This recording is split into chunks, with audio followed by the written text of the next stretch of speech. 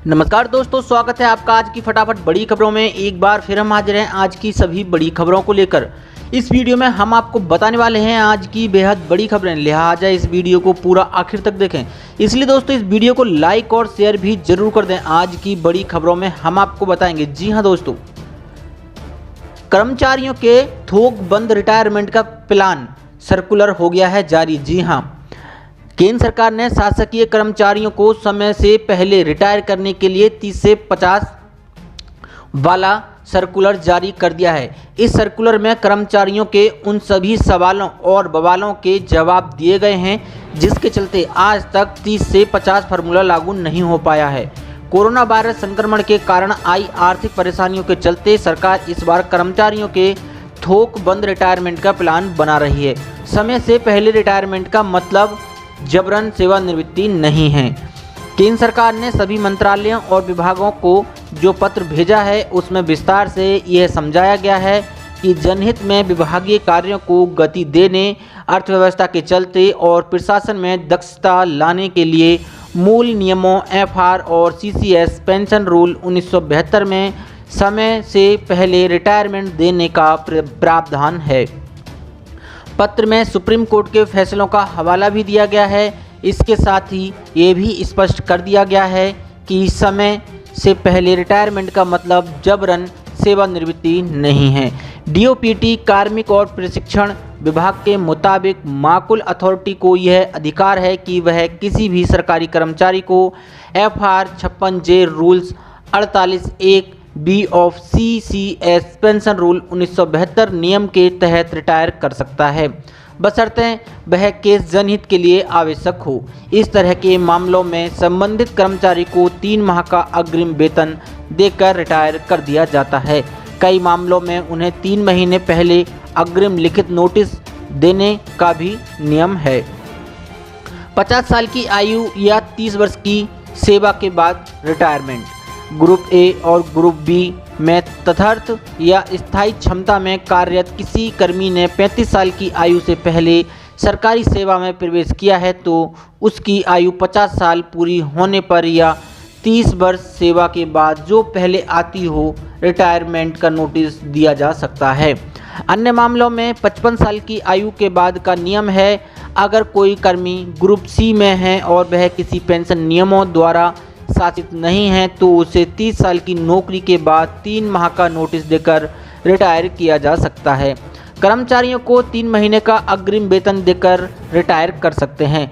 Rules 48(1) B of CCS pension rule 1972 नियम के तहत किसी भी उस कर्मचारी को जिसने 30 साल की सेवा पूरी कर ली है उसे भी सेवानिवृत्ति दी जा सकती है।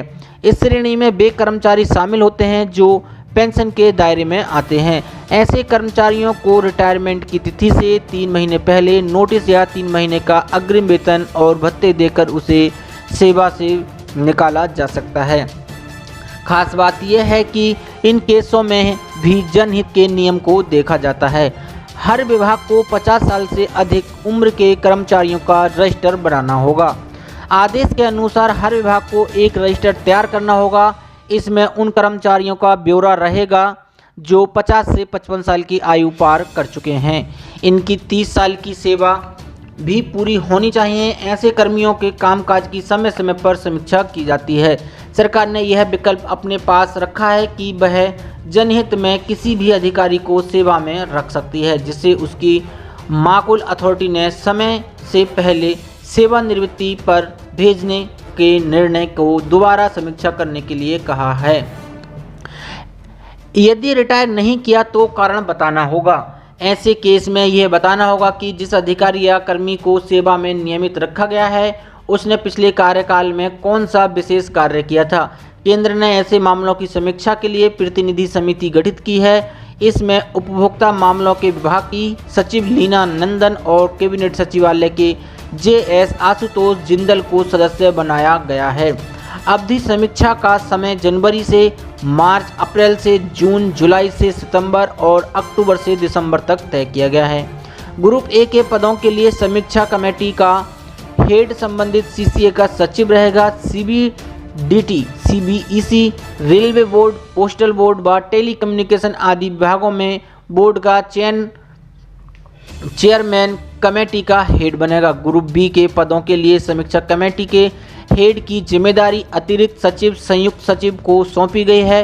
अराजपत्रित अधिकारियों के लिए संयुक्त सचिव स्तर के अधिकारी को कमेटी का हेड बनाया गया है। सभी सरकारी कर्मचारियों की सेवा प्रतिनिधि समिति में एक सचिव स्तर का अधिकारी रहेगा। उसका नामांकन कैबिनेट सचिव द्वारा होना चाहिए। कैबिनेट सचिवालय में एक अतिरिक्त सचिव व संयुक्त सचिव के अलावा CCA द्वारा नामित एक सदस्य भी रहेगा।